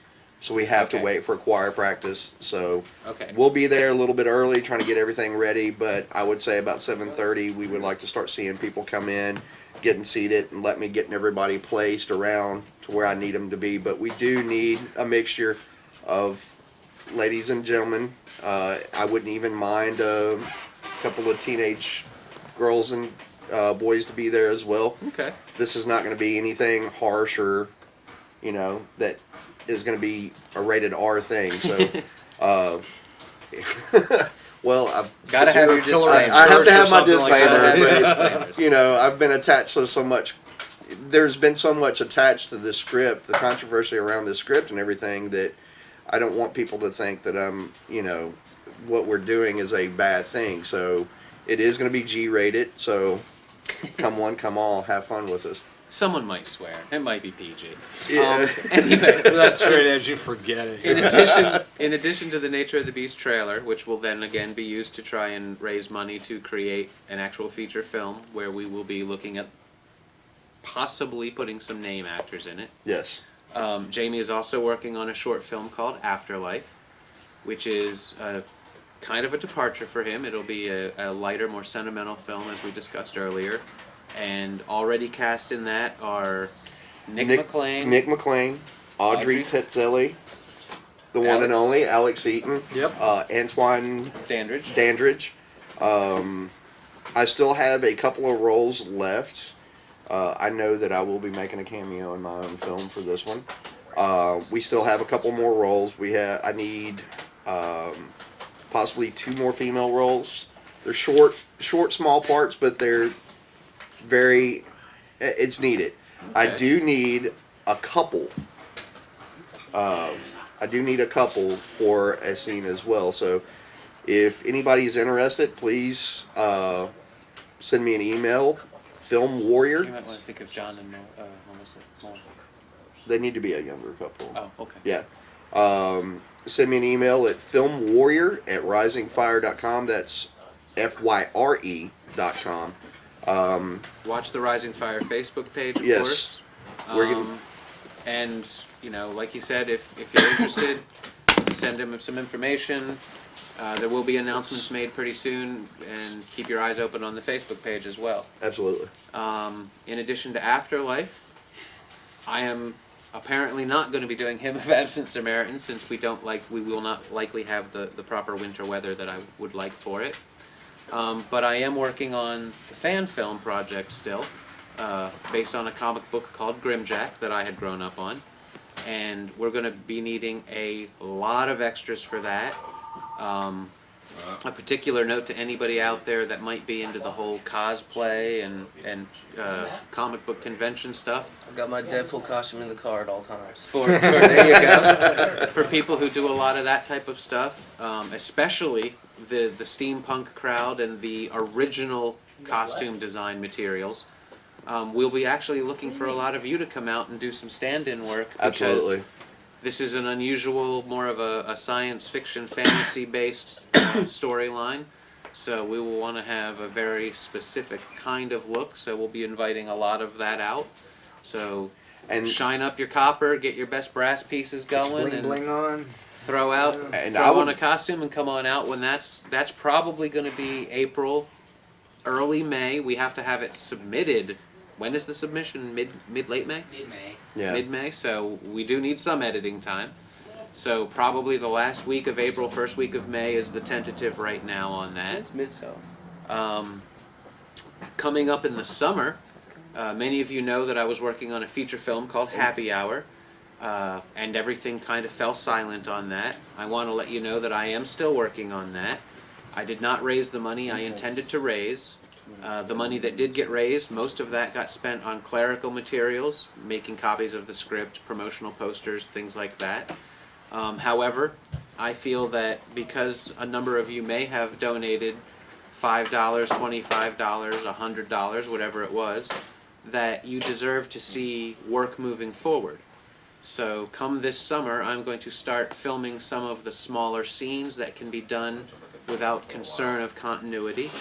There are a number of flashbacks that I can try to put together and schedule and look for cast members hopefully as soon as April, maybe into May, and be filming in June or July for the flashbacks.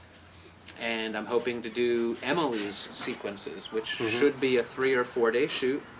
I may have to do some recasting for some of the smaller roles, some of the supporting roles, excuse me.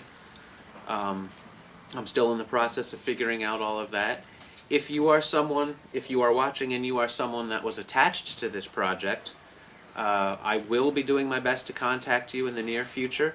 Bear with me, as Jamie has indicated and as I have said numerous times, we are exceedingly busy with producing this live show every week, holding an acting class every week for a group acting class, as well as pre-production on the films, corporate work that we've been doing, things like that. It's very difficult, but I will be reaching out to everybody I spoke to try and find out their level of interest, availability moving forward, and what it's going to take to see Happy Hour actually reach it to the big screen, because that is a film that deserves to be made. I have to make this film.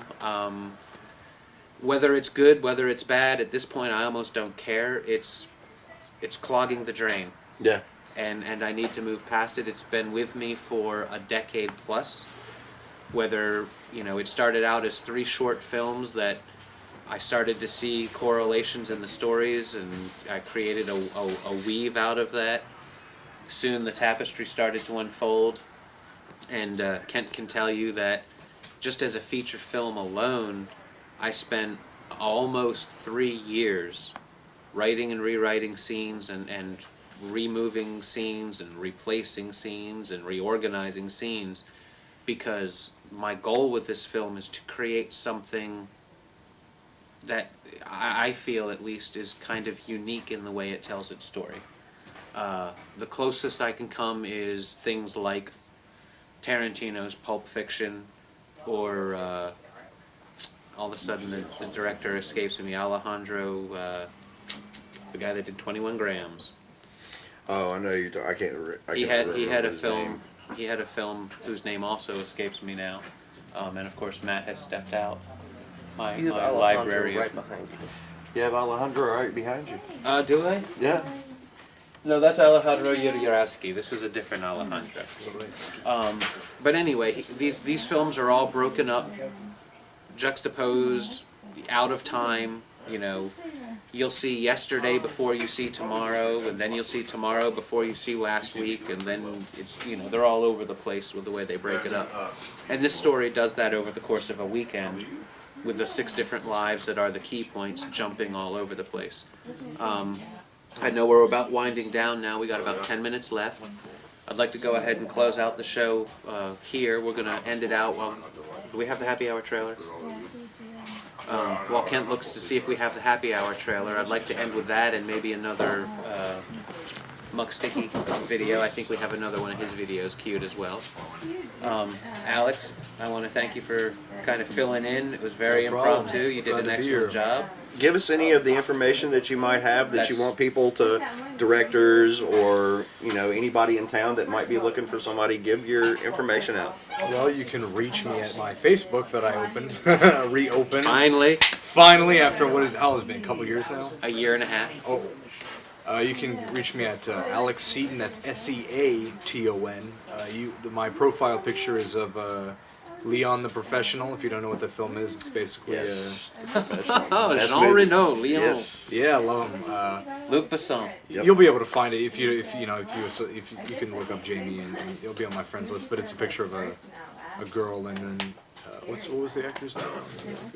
Jean Reno was Leon. Yeah, Jean Reno.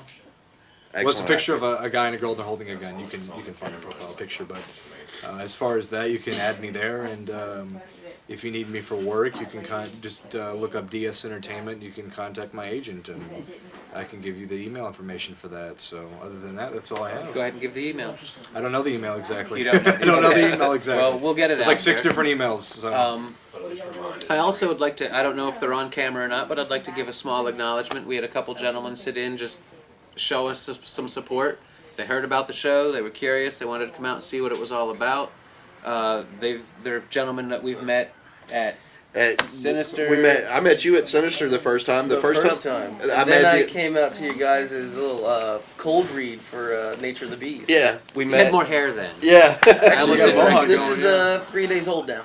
But I'd like to thank, it was Justin and Nick. I'd like to thank both of them for stepping out and just sitting in and just showing us some support. I have to say, Nick is on leave from the military right now. Oh, I did not realize that. Yes, and I'd like to say thank you for your support, for what you do for us.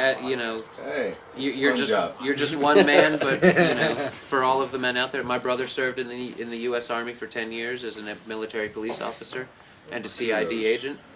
And I have a lot of respect for people that volunteer to go out and take on that mantle. So we thank you for that, and really, you honor us by taking the time.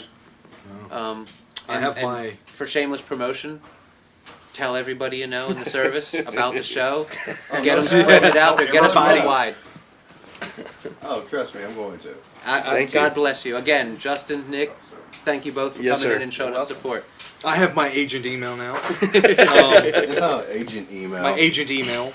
Like I'm in the Matrix or something. As long as it's not Agent Orange, we're good. There you go. Well, you can. Annoying Orange is more like it. If you want to reach my agent, or you can reach the agency. This is to reach the agency. It's DS and Nash. So dsnash@aol.com, and you can ask for my name, Alex Seaton, and that's how you can reach me via agent. Excellent. All right, we're gonna cut away now. We'd like to say goodbye. Next week we've got Christian Walker and his part. Is it Christopher Smith? I don't want to get it wrong. I'm really horrible with the names, and he's probably watching. Christopher Smith? Is his name Christopher Smith? Oh, just call him Woodsy. Christian Walker's partner? Yeah. Woodsy? Okay. Woodsy. I don't want to do that because he might not want that to be on there. Yeah, he probably does. It's there now. Christopher Smith, and I apologize for forgetting your name, sir. And Christian Walker will be on the show next week talking about their new project, Slaughterhouse Phi, as in the P-H-I, as in your Greek letter. Oh, and good film. It looks like a good project. I've seen the 30-second teaser that they have, and we look forward to screening that next week. I'd like to thank you all for joining us. Hope you'll join us again next week. And as we go out, we're going to take a look at the Happy Hour trailer, and we'll end it out with another Muck Sticky video. And Thank you. Have a good week. Always rise with the fire.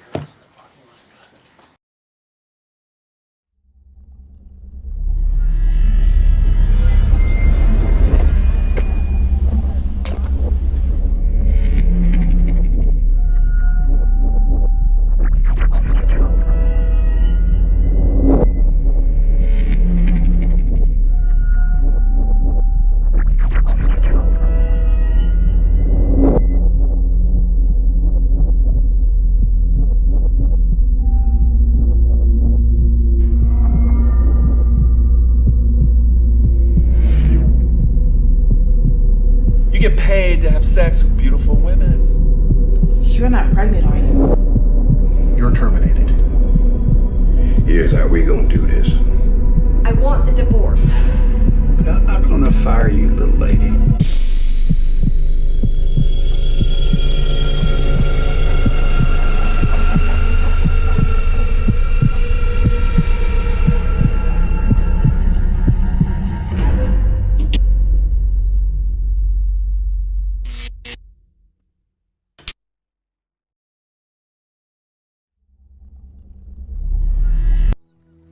My name is Alex.